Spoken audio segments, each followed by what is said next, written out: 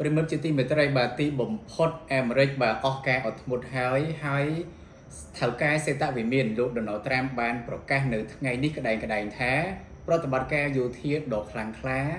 ទៅលើប្រទេសអ៊ីរ៉ង់បានចាប់ដើមដំណើរការហើយប្រិមិត្តបាទថ្ងៃទី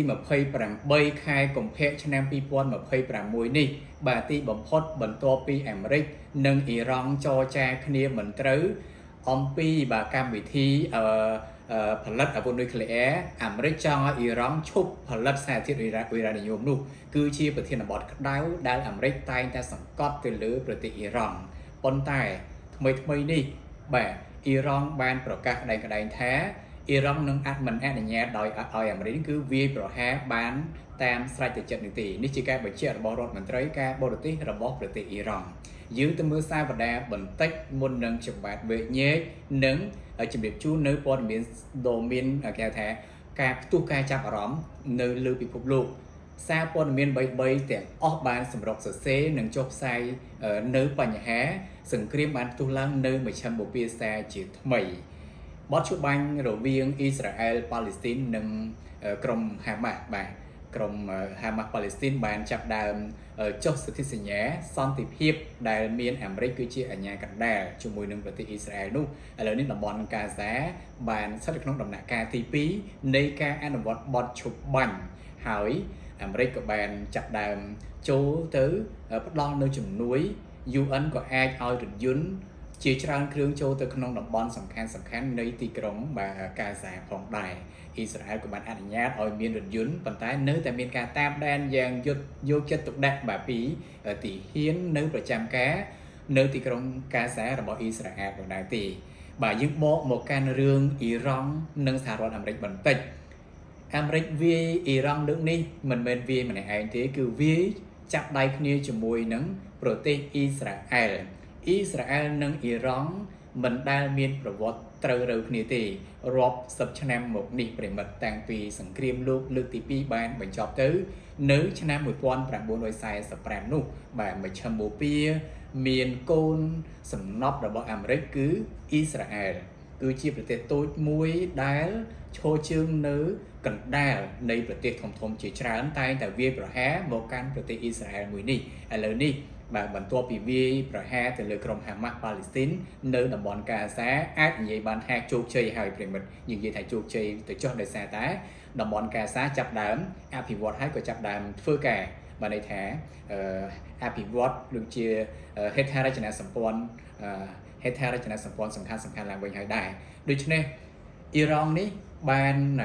ចរចាជាមួយនឹងមន្ត្រីសំខាន់របស់អាមេរិកនាពេលកន្លងមកប៉ុន្តែហាក់ដូចជាមិនមានសញ្ញាណវិជ្ជមាននោះទេប្រិមិត្តភាពតានតឹងកាន់តែខ្លាំងបន្ទាប់ពីអ្វីទៅបាទគឺមានក្រុមបាតកោដែលមានចំនួនរាប់ម៉ឺនរាប់សែននាក់ពួកគេបានចេញមកតវ៉ានៅក្នុងទីក្រុងតេហេរ៉ង់នៃប្រទេសអ៊ីរ៉ង់ដោយពួកគេទាមទារឲ្យបាទរដ្ឋាភិបាលមេដឹកនាំបាទមូស្លីមអ៊ីស្លាមរបស់ពួកគេដែលបច្ចុប្បន្នអ៊ីរ៉ង់គឺមានលោកអាយ៉ាតូឡាខាមីនីហើយក្រុមបាតកោដែលមានរាប់ម៉ឺនរាប់សែននាក់របស់ប្រទេសអ៊ីរ៉ង់គេទាមទារឲ្យមេដឹកនាំរបស់ពួកគេនោះគឺយកចិត្តទុកដាក់អំពីបញ្ហាសេដ្ឋកិច្ចដែលមានវិបត្តិដ៏ធ្ងន់ធ្ងរមានការចាប់ចងមានការសម្លាប់ប្រជាជនអ៊ីរ៉ង់នោះគឺទូលេខចុងក្រោយដែល Reuters បានចុះផ្សាយគឺនៅម្ដុំខែមករាដើមឆ្នាំ2026នេះមិនក្រោម 3000 នាក់ទេដែលត្រូវបានសម្លាប់នៅក្នុងការតវ៉ានៅក្នុងប្រទេសអ៊ីរ៉ង់នឹងតែម្ដងហើយក៏មានការចាប់ចងឃុំខ្លួននៃក្រុមបាតកោនេះគឺដល់ទៅចំនួនរាប់ម៉ឺននាក់ផងដែរបាទហើយប្រធានបទដ៏ច្រើនបានសរសេរវិញ្ញាជុំវិញថាតើក្រុមបាតកោប្រមាណអ្នកទៀតដែលស្លាប់មិនត្រូវបានផ្សាយជាលក្ខណៈសាធារណៈចឹងចង់ឬក៏មិនចង់ទូលេខស្លាប់នៅក្នុងប្រទេសអ៊ីរ៉ង់កន្លងទៅនេះគឺជាប្រធានបទក្តៅគគុកមួយដែរដែលលោកដូណាល់ត្រាំថៅកែសេតវិមានរបស់អាមេរិកបានប្រមានម្ដងទៀតទៅលើមេដឹកនាំនៃប្រទេសអ៊ីរ៉ង់ថាសូមឲ្យពួកយោធាទាំងអស់នោះមានការអត់ធ្មត់ជាអតិបរមាទៅលើក្រុមបាតកោដែលបាននាំគ្នាលើការតវ៉ានៅលើដងផ្លូវនិងអគារ រដ្ឋាភិបាលសំខាន់សូមបញ្ឈប់ការសម្លាប់បាតុករទាំងអស់នោះបើសិនជានៅតែបន្តចំនួននឹងកើនឡើងនោះអាមេរិកនឹងប្រើធរក្តៅប្រើយោធាទៅលើរបបទីក្រុងតេហេរ៉ង់នឹងតែម្ដងបាទរឿងនេះមិនមែនជារឿងថ្មីទេបូកនេះចាប់ដើមធ្លាយហើយនៅថ្ងៃទី28នៃខែកុម្ភៈនេះកន្លងមកមានការចង្អុលដាក់គ្នាមានការចោទដាក់គ្នារហូតដល់មានការបញ្ជូននាវាចម្បាំងដូរទំនើបដែលមានតម្លៃរាប់ពាន់លានដុល្លាររបស់អាមេរិកគឺនាវាចម្បាំងដូរទំនើប USS Abraham Lincoln ដែលអាចផ្ទុកនៅនាវិកបាទគឺដល់ទៅប្រមាណ 5000 នាក់នៅលើនាវាដូរទំនើបមួយនេះរបស់សហរដ្ឋអាមេរិកហើយមានយន្តហោះទំនើបបាទគឺវាប្រយុទ្ធមានទាំង F16 ឬក៏មាន S35 ជាដើមហ្នឹងប្រព័ន្ធការពារបាញ់គ្រាប់រ៉ុកែតបាទការពារដែនអាកាសក៏បាននៅលើនាវានេះទាំងអស់បាទប្រិមិត្តហើយគ្រាន់តែនាវាចម្បាំងនេះស្មើនឹងអាគាររាប់សិបជាន់ឯណោះប្រិមិត្តគឺធំមែនទែនបានទៅដល់មជ្ឈមបូព៌ាកាលពីមួយខែមុនមកម្លេះដែលដាក់មូលដ្ឋានទ័ពនោះគឺនៅលើសមុទ្រនៅទីនោះហើយមូលដ្ឋានទ័ពដ៏សំខាន់នៅមជ្ឈមបូព៌ាមាននៅក្នុងទីក្រុងកាតាផងដែរអារ៉ាប់រួមក៏មានផងដែរប្រទេសបារ៉ែនថ្ងៃនេះបើតាមការចុះផ្សាយរបស់សារព័ត៌មាន True Social អាគារមួយចំនួនបានផ្ទុះឆេះផ្សែងខ្មុលខ្មាញ់ដោយមានការវាយប្រហារពីប្រទេសអ៊ីស្រាអែលទៅលើបាទទីក្រុងតេហេរ៉ង់ក្នុងនោះបាទយ៉ាងហោចណាស់បាទប្រិមិត្តមានមនុស្សស្លាប់គឺ51នាក់បាទបើតាមការចុះផ្សាយរបស់សារព័ត៌មាន ENA របស់ប្រទេសអ៊ីរ៉ង់គឺមានការវាយប្រហារទៅលើទីក្រុងមីណាប់នៃប្រទេសអ៊ីរ៉ង់បាទជាការឆ្លើយតបអ៊ីរ៉ង់ក៏បានបាញ់នាវាចម្បាំងសហរដ្ឋអាមេរិកផងដែរនៅឯមូលដ្ឋានទ័ពសហរដ្ឋអាមេរិកដែលមានមូលដ្ឋាននៅក្នុងប្រទេសបារ៉ែនបាទនៅកាតាហើយនៅនឹងប្រទេសអារ៉ាប់រួមបាទនេះជាការចុះផ្សាយរបស់សារព័ត៌មាន AFP នៅថ្ងៃនេះផងដែរព័ត៌មាន Fox News Reuters បាទជាច្រើនបាននាំគ្នាសរសេរនៅជ្រុងសំខាន់ប៉ុន្តែជារួមខ្ញុំបានក្តោបនៅក្នុងវេលានេះជូនអស់លោកអ្នកជម្រាបជូនថាប្រសាសន៍របស់ថៅកែសេតវិមានលោក Donald Trump បានប្រកាសប្រាប់សារព័ត៌មាន Fox News ថាយើងនឹងកំទេចអ៊ីរ៉ង់ហើយនឹងកំទេចនៅអគារឧស្សាហកម្មផលិតមីស៊ីលរបស់អ៊ីរ៉ង់ឲ្យខ្ទេចមាត់រៀបទៅដល់ដីហើយយើងនឹងបំផ្លាញកងទ័ពជើងទឹកទាំងអស់របស់អ៊ីរ៉ង់នឹងឲ្យរលាយសូន្យផងដែរណាប្រិមិត្តនេះជាសម្ដីរបស់មេដឹកនាំដ៏មានឥទ្ធិពលនាពេលបច្ចុប្បន្ននេះគឺលោក Donald Trump ហើយជ្រុងសំខាន់មួយទៀតដែលខ្ញុំបាទចង់ជម្រាបជូនលោកអ្នកនៅក្នុងរឿងនេះទីក្រុងមូស្គូឬក៏រុស្ស៊ីដែលមានលោក Vladimir Putin ក៏បានចេញសេចក្តីថ្លែងការណ៍ថ្កោលទោសបាទការវាយប្រហារអ៊ីស្រាអែលទៅលើអ៊ីរ៉ង់ដែលចាប់ដៃគ្នាជាមួយនឹងសហរដ្ឋអាមេរិកនេះផងដែរហើយសម្ព័ន្ធមិត្តសំខាន់របស់អ៊ីរ៉ង់មិនមែនមានតែរុស្ស៊ីទេកូរ៉េខាងជើងនិងចិនក៏ចេញសេចក្តីបានប្រមានឬក៏ថ្កោលទោសការវាយប្រហារនេះផងដែរដូច្នេះបាទប្រិមិត្តកន្លងទៅខ្ញុំបានជម្រាបជូនលោកអ្នកខ្លះៗហើយដែរនៅលើកញ្ចក់ទូរទស្សន៍ប៉ុន្តែនៅលើ page របស់ខ្ញុំបាននេះខ្ញុំបានមានឱកាសដើម្បីនឹងរំលេចនៅរឿងរ៉ាវមួយចំនួនមន្ត្រីនៃប្រទេសអ៊ីរ៉ង់បានចរចាខ្លះហើយណាប្រិមិត្តមុននឹងដល់ការផ្ទុះនៅថ្ងៃនេះជាមួយនឹងមន្ត្រីរបស់អាមេរិកដោយលក្ខខណ្ឌរបស់អាមេរិកនៅតែសង្កត់រដ្ឋាភិបាលរបស់ប្រទេសអ៊ីរ៉ង់ដែលមានលោកអាយ៉ាតូឡាខាមេនីគឺជាមេដឹកនាំកម្ពុជារបស់ប្រទេសអ៊ីរ៉ង់នោះបាទគេថាឲ្យទម្លាក់នៅមហិច្ឆតាចង់ផលិតនៅសារជាតិបានន័យថាអ៊ុយរ៉ានីញ៉ូមដើម្បីឈានទៅរកការផលិតអាវុធនុយក្លេអ៊ែរបានដែលអាមេរិកមិនអនុញ្ញាតនោះដូច្នេះបាទនេះគឺជាមូលហេតុចម្បងសំខាន់ទន្ទឹមនឹងនោះផងដែរក៏មានការចេញមកប្រកាសដោយរដ្ឋមន្ត្រីការពារជាតិរបស់អ៊ីរ៉ង់នៅប្រហែលថ្ងៃមុននេះថាអ៊ីរ៉ង់បានត្រៀមខ្លួនដើម្បីនឹងទប់ទល់នៅការវាយប្រហារណាមួយពីប្រជាមិត្តដែលសម្ដៅទៅលើអាមេរិកនឹងតែម្ដងបាទទោះយ៉ាងណាក៏ដោយបាទប្រិមិត្តមកទល់នឹងពេលនេះបើតាមការបញ្ជាក់របស់រដ្ឋមន្ត្រីការពារជាតិបាទរដ្ឋមន្ត្រីសង្គ្រាមរបស់ប្រទេសអ៊ីស្រាអែលនៅវិញលោកខាត់បាននិយាយថាអ៊ីស្រាអែលបានវាយប្រហារទៅលើប្រទេសអ៊ីរ៉ង់គឺនៅតំបន់ភាគខាងត្បូងនៃប្រទេសអ៊ីរ៉ង់ហ្នឹងបាទហើយលោកខាត់ដដែលបាននិយាយថា អ៊ីរ៉ង់នឹងធ្វើការវាយបកមកវិញក្នុងរយៈពេលដ៏ខ្លីដូច្នេះវេលាដែលកំពុងតែ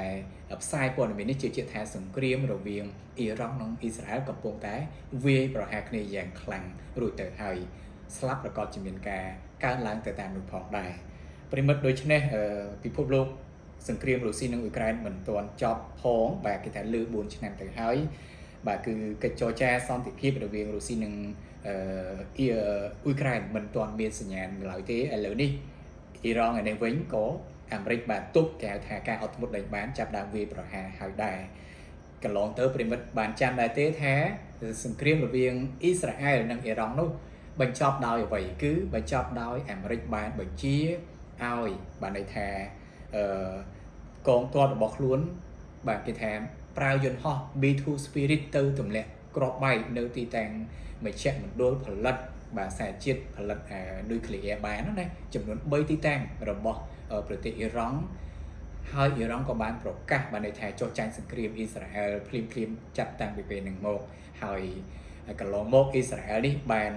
លោកនាយករដ្ឋមន្ត្រី Benjamin Netanyahu ក៏បានទៅដល់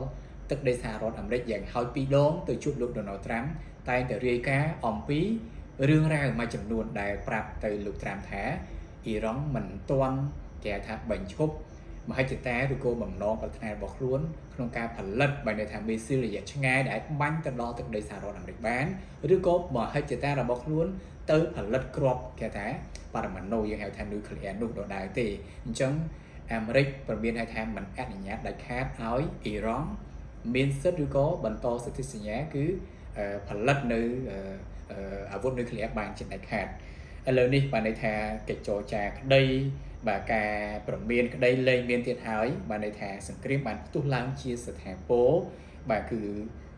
យើងមិនដឹងថាតើរយៈពេលប៉ុន្មានទើបចប់ទេបើតាមប្រសាសន៍របស់លោក Donald Trump នៅថ្ងៃនេះដដែលលោកបានបញ្ជាក់ថា